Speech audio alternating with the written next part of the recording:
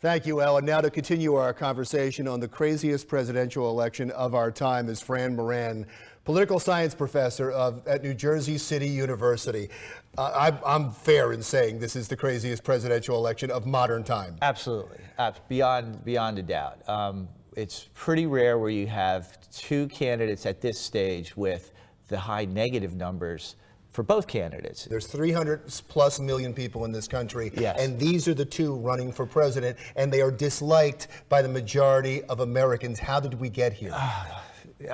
Wonderful question, wonderful. How far back in time do we need to go? The idea of the primary elections, you're looking at a reform enacted early part of the 20th century. We're going to get it more democratic. We're going to get more people participating. They don't really pick up until the 1970s. This is how we're going to decide. We're going to have our electorate pick our nominees. And both parties tried to, have been working with that model. And I guess how to put the basic contenders, that is who the potential nominees to run, it's gotten so expensive to compete in all these elections around, it narrows the field unnecessarily. The people that can do the fundraising early can amass the war chest. It scares off a lot of the opposition. I think what you're talking about is there's competing philosophies. There's a philosophy that we're the Democratic Party or we're the Republican Party. We get to pick our nominee.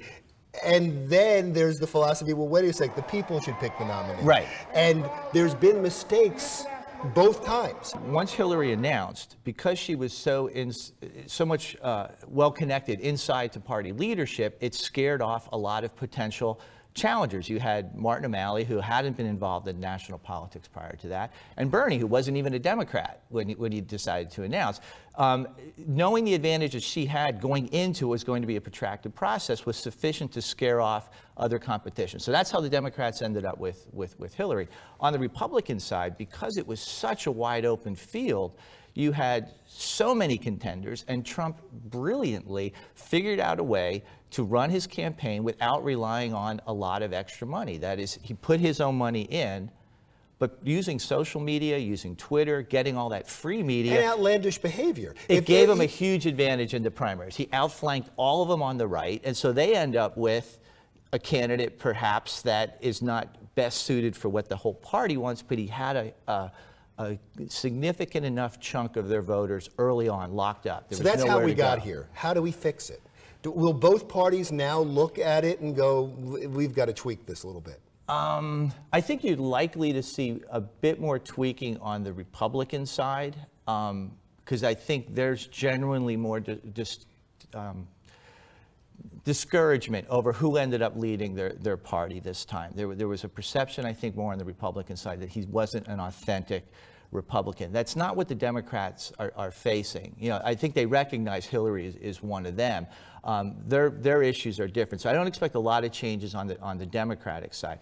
The Republicans may want to make some changes similar to what the Democrats have done, and that is increasing the superdelegates.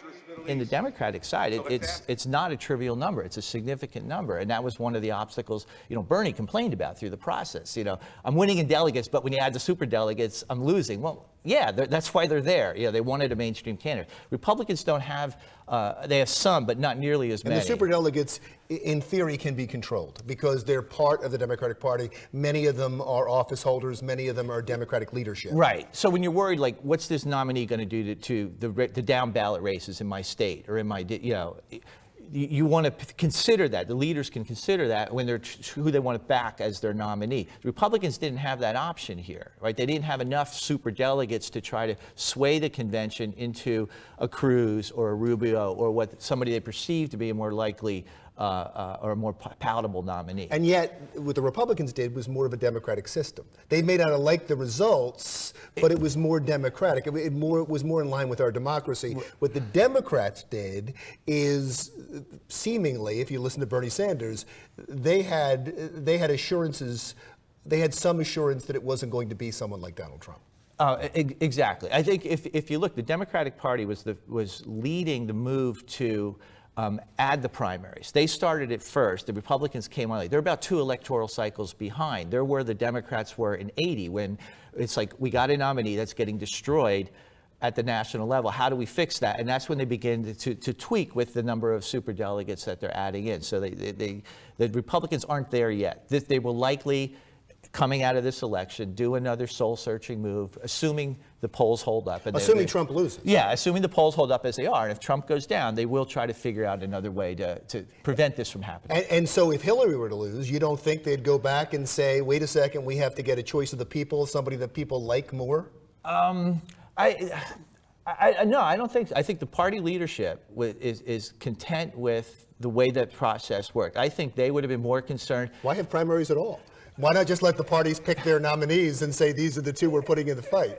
Well, you get the people have. It depends. Yeah, the people have some say. Yeah, it's still there, but it is a party. So there's a sense that as the party, the leaders should have some decisions or some opportunity to decide who best represents their interests. I mean, it's also part of the democracy. I don't want to make the case that it's not democratic to have these leaders in. It is, they're all part of the same system. They want the party to succeed. One last quick question. Sure. Will there ever be a legitimate third-party candidate? You thought this was the year where that could happen. The odds are so stacked against them. I mean, the way the U.S. electoral system is, I mean, you got to figure the last third party to succeed is the Republican Party. I mean, that's 1860. I mean, we've had our two parties for a long time.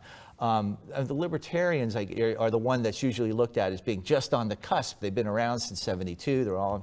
It's just really difficult in our system. It's winner take all. It's not. And the two parties protect themselves. There's some self-preservation. They write the election laws. How do you get on the ballot? You got to go through the states. States are all controlled by the two parties. They don't make it easier for third parties. Well, we had this discussion earlier. I'm sure this is going to be after the election. This is going to be topic A. There'll be much soul searching on whoever loses. Yes. Thank you so much. Thank you very much. I appreciate talking to you. Fran Moran, professor at New Jersey State University in the Political Science Department. When we come back, online dating has become huge, but do the people who go to Tinder and Bumble look for Mr. Right or Mr. Right Now?